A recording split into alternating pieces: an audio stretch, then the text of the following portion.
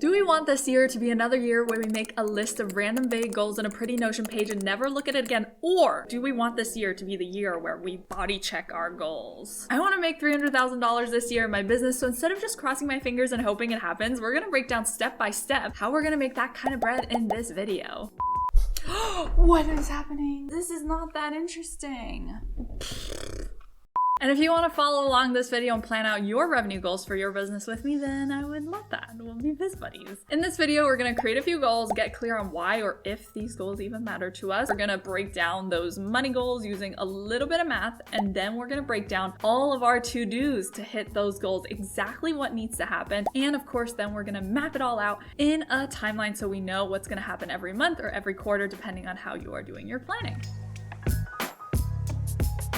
Now, rule number one for goal setting is we're not allowed to set more than 5 goals total for the business. That's more than 5. I feel like it's just too much to keep track of. If everything is a priority, nothing is a priority. So we're going to simplify as much as we can so that we're more effective. So I've set 4 goals in total, 2 for the health of the business and 2 for the health of me, the CEO of the business. So here they are. Under business health, my 2 goals are annual revenue and happy students. And under CEO health, my 2 goals are hours worked and enjoyment and fun. Very wholesome. And I highly encourage you to set goals for you as the CEO of your business as well. You need this if you want to live a good life and you don't want to be crying all the time. Boundaries are non-negotiable on this journey. So really take that time to think about what you need to put in place to ensure this is sustainable long-term. So let's make these goals specific and measurable and all that good stuff, because we got to know what that benchmark is. When is this goal done? What is success in the eyes of this goal, right? And what I personally like to do, you don't have to do this, but I set 2 types of goals. One is an earth goal, aka a very grounded, very realistic. I'm like 90 to 95% sure I can actually hit it and feel really good about it. And then I also set a Neptune goal, aka it's way out there, like way out there. It's kind of like a would be nice to hit, might be fun to aim for, but I'm not going to make it mean anything about myself if I don't reach it kind of goal.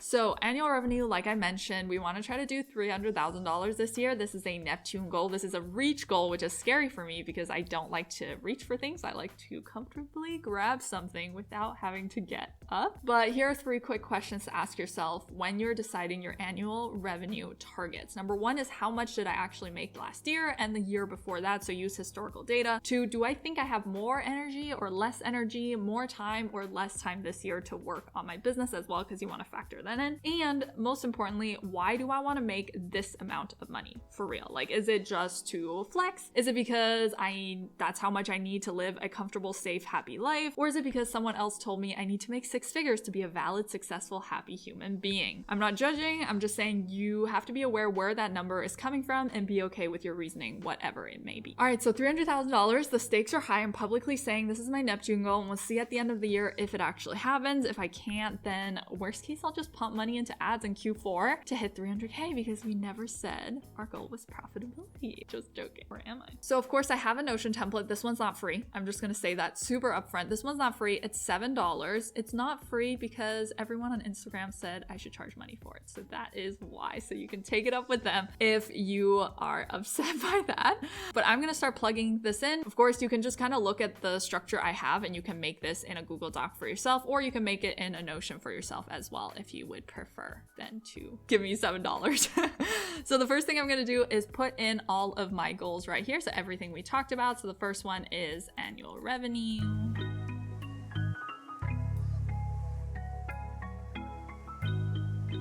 All right, so annual revenue, my Earth goal is 100K. I'm pretty certain we can do that. We'll see. Would love to do 30% profit on that after all expenses, including paying myself, but we'll see. I'll report back. Have your students is a trickier goal to measure. So 2 ways I thought of that I could measure this is 1, ask my students how happy they are via a poll or survey, go directly to the source, or measure the amount of happy testimonials I get versus the amount of students that go through the program. So let's say I'll send a survey at the end of the year and I want to aim for at least 90% of students are satisfied or above satisfied, ultra satisfied with my product. So I'll just say 90%. Oh, geez. Could you imagine? I'm not going to set a Neptune goal because I feel like this one is a good goal, 90%. And if you're a freelancer, you can also track the same goal in terms of happy clients, right? Or you may want to have a goal to have some sort of repeat clients this year and have a percentage of your existing clients convert into repeat clients or long-term clients or increase their lifetime value with you. So that's up to you and what your priority is in this season of your business. All right, now under CEO health are my 2 things. Hours worked. I want to work fewer than 30 hours a week. Simple in concept, but it is a whole thing in practice. Now, as for enjoyment and fun, this one I can't really get too specific or measurable. It'll just be whether I qualitatively detect the enjoyment vibe or not. I want to feel inspired, curious, brave. I want to be like my best CEO self, and I want to feel like at least 80% of my working times I'm having a good time, I'm vibing with what I'm doing. Because in 2021, I did not enjoy 80% of my working time because I had a necessary business existential crisis the first half of the year, so that completely skewed the data. So my goal is enjoy 80% of my work. All right, perfect. So those are my 4 goals. Do you have your goals ready? You can take some time. And of course, goals, they don't have to be super static. You can make them dynamic. You can kind of start with something and then change your mind halfway through the year. We're not people who are like, you have to commit to this for the next 365 days. And if you want to share your 3 to 5 super specific, super fun business goals, I want to know them. So tell me them in the comments. All right, we're gonna move on now to step 2. We have the what, we need the why. We need it. Don't skip the step. We need to know the why because we need to know why these things even matter. Sometimes when you really start thinking about the why, you will realize you don't have a why because you just copied someone else's goal and you don't actually care about building a 7-figure business. I don't know, could happen. So write down your why next to each goal. So who cares about making this amount of money, right? So we're gonna scroll down to step 2 and we're gonna fill in who cares. So annual revenue, I wanna make 300K. Why? Because this money will allow me to hire who I want, work with cool people, continue making these YouTube videos, make them better, spend more time on them, do cooler things for my students, and pay myself enough to order takeout and save for future stuff like down payments and stuff, right? These are things I want to keep in mind to remind myself that this is not just a number, this is what the number will unlock for me, essentially. Happy students, why? I mean, the why here is that I'm a huge people pleaser. I want my students to be happy that they joined this program. I want this program to have impact. I want students to be successful. And I truly believe happy customers are the best foundation, really the required foundation for every good, long-lasting business.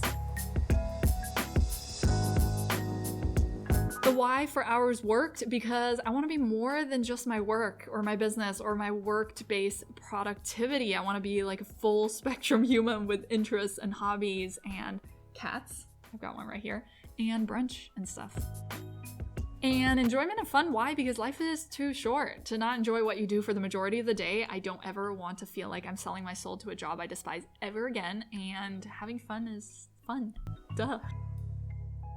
Okay, see, now that I know the specific whys and it's like written down somewhere, I'm also so much more motivated to achieve them because I'm like, yes, that's why I want to make money, to do cool things with the money, right? So I highly encourage you to take some time and think through why. And if you notice that you don't really have super strong whys for a goal, you may want to reconsider that goal or tweak the goal so it's a little bit more exciting for you.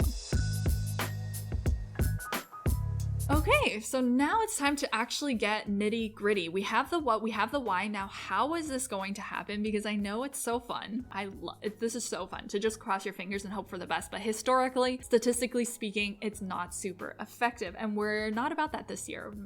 We are breaking it all down. We're doing math so we get clear on what needs to happen to get us to our magical numbers. So open up a doc. Now we're gonna make a list of every product or service we sell that generates some sort of revenue in our business and the cost of that product or service. So as a freelancer, yours might look something like systems audit, project management, tool VIP day, DBM all-inclusive retainer. Those are examples of some things I had as a freelancer, so I'm just going to pretend that you have similar things, but let's pretend those are your 3 main packages when working with clients. So then you would put that in, you would put the cost of each thing in. So maybe this is 500, maybe this is 1,400, and maybe this is 4K a month. These may be all the ways that you make money as a freelancer for example. And one quick note, which I mentioned here in the Notion template, Notion is not quite as robust for calculations as Excel or Google Sheets. So I actually have a Google Sheet version of this that you'll get as well if you grab this. Sorry, I'm really trying not to pitch this template. I'm like, if you want it, great. If you don't, that's totally fine. You can recreate this if you want. But because Notion's not as robust, you need to put your annual goal in this entire column. So if you have 6 things, you need to make sure the same number is in each of these cells in this column.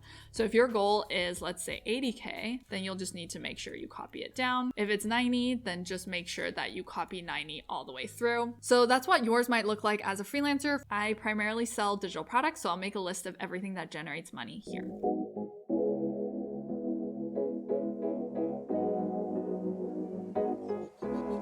All right, so these are the main things that I sell, and these are the average order values for each of these products. So for example, for DBM Bootcamp, I have 3 tiers, but the average order value is around $650. Cool, so now we need to do a little bit of math, but don't worry, it's money math, so it's kind of fun. And if you don't want to do math, again, I have this Notion template linked down below. For $7, the math happens automatically in this template. And if you buy the template for $7, then I'll only need to make $299,993 this year. So it's kind of cool because 300K is a lot of money. All right, so I'm gonna add in my business annual goal. So I can put in the Earth goal here if I wanna figure that out, or we're gonna put in the Neptune goal because that's really what we are trying to get clear on. So I'm gonna put in my Neptune goal, which is 300K, and then we're gonna put in the revenue split across all these different products. So basically what that means is how does the revenue split between all of your offerings, aka what % of your total revenue does each thing generate normally in your business? So for me, my distribution probably looks something like,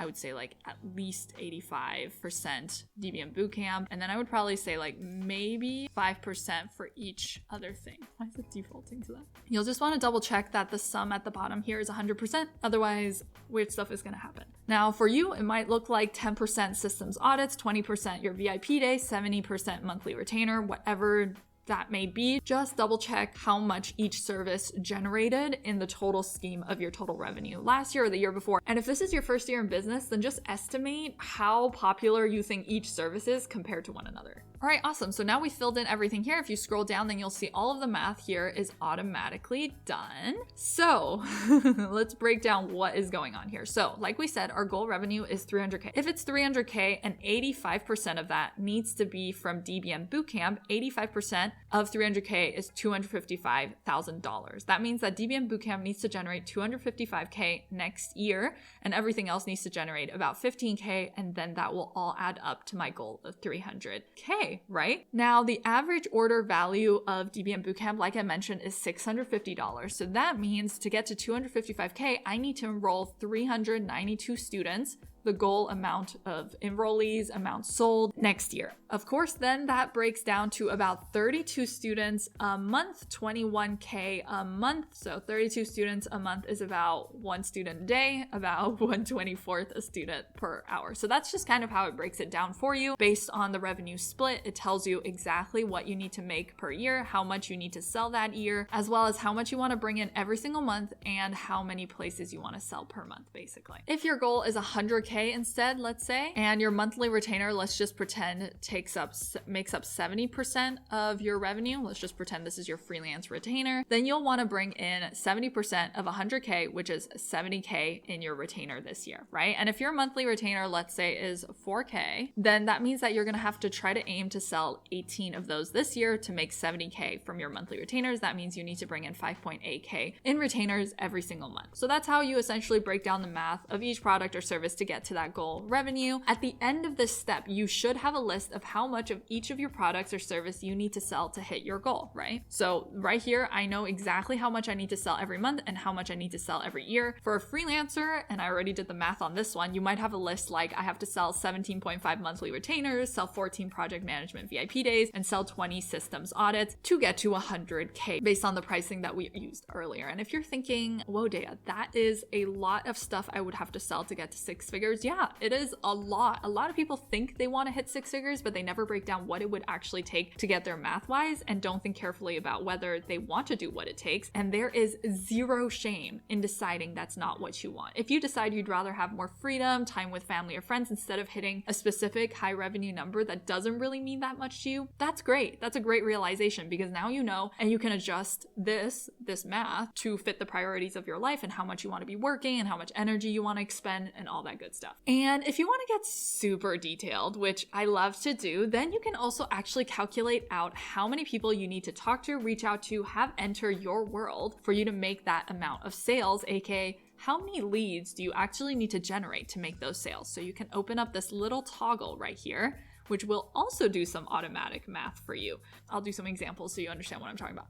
If your sales conversion rate for your monthly retainer is 20%, let's just pretend, that means that 1 out of every 5 people you talk to about your retainer ends up becoming a client. That's your conversion rate. Then to sell 17.5 retainers, you would then need to tell 90 people about your retainer. You would need 90 leads, right? 20% of 90 leads is 17.5.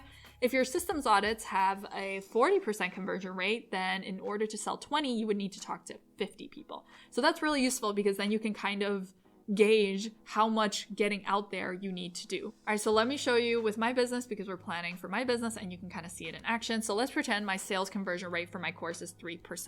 Then that means that in order to make $255,000 next year, 392 students, I need to, on a monthly basis, generate 1,088 leads. And next year, I need to generate 13,000 leads if my sales conversion rate is 3%. So if my organic or paid traffic strategy is not strong enough to get 13,000 people in front of my offer, then I'm probably not going to hit my goal. So I need to be sure that my traffic strategy is strong enough to carry 13,000 people to the offer. And it's really important, I think, to do this exercise, because it's important to reality check yourself on what you have to do on the marketing and sales side if you want to make the kind of money you want to make on the backside, right? So sometimes it's stuff that, you end up realizing you don't really want to do. Like maybe you don't want to talk to 90 people about your retainer, or maybe you don't want to pay $100,000 for ads to get 10,000 people to your sales page. So again, there's no judgment, there's no shame. This is just, what I love about this is it's just math. It tells you very clearly what needs to be done to reach what. And then you can ask yourself, is this a worthwhile trade for me? Is it? And again, there's no right or wrong answer on whether it's a worthwhile trade. Making worthwhile trades is what life is all about.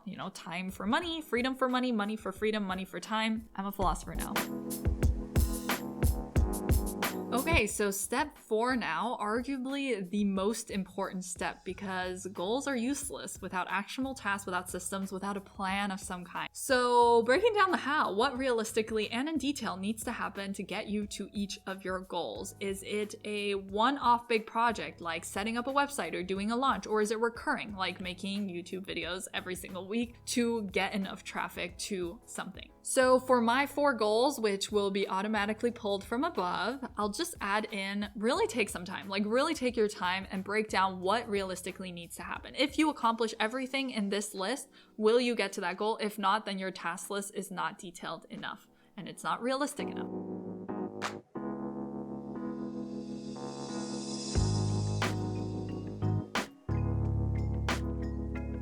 So this is just an example, quick little brain dump that I did on things that I think I need to do to ensure that I actually hit these goals that we've created.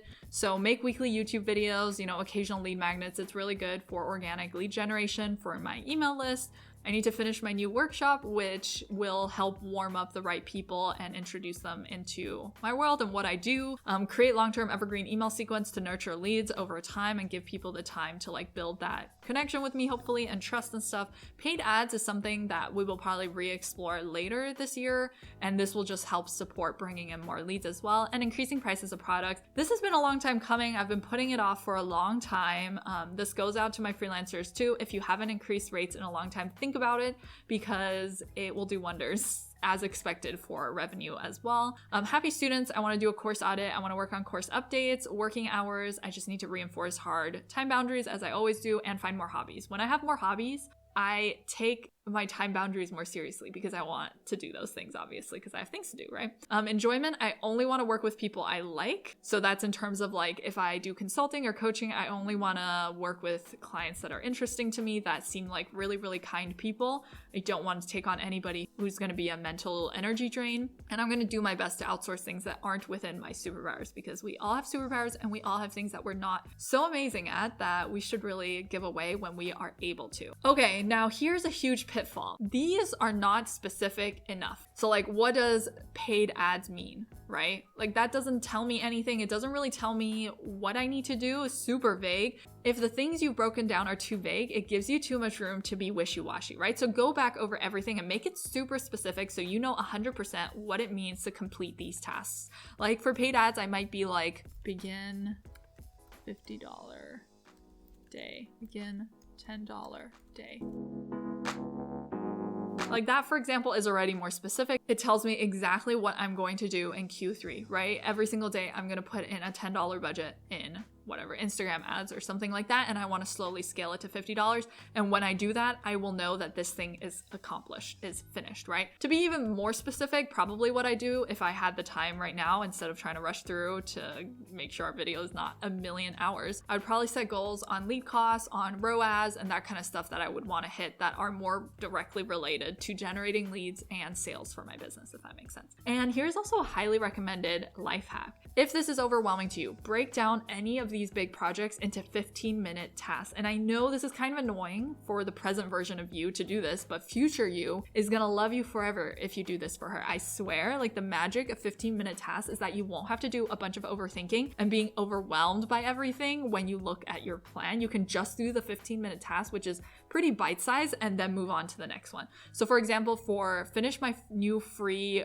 workshop, like this is a super overwhelming task for me because it's probably gonna take a really long time. So I would go and take this task, and then I would break it down into 10 smaller tasks to really baby proof it for future data, right? I might make some tasks like, make a copy of your Google slide template, and then like work on the first 5 slides of your new workshop and finalize the next 10 slides of your workshop. Like I would break it down into those tiny details so that in 2 weeks, when I look at this, I'm not like, finish my new free workshop. That's such a big task. Like I can't finish that today, right? I can just be like, make a copy of the Google slide template. I'll be like, I can do that. That'll take me 2 seconds, right? So you really want to make sure when you are planning, you are doing all the hard work during the planning so that the future you does not have to do this whole song and dance of being overwhelmed and then procrastinating and that fun game we all love to play, right?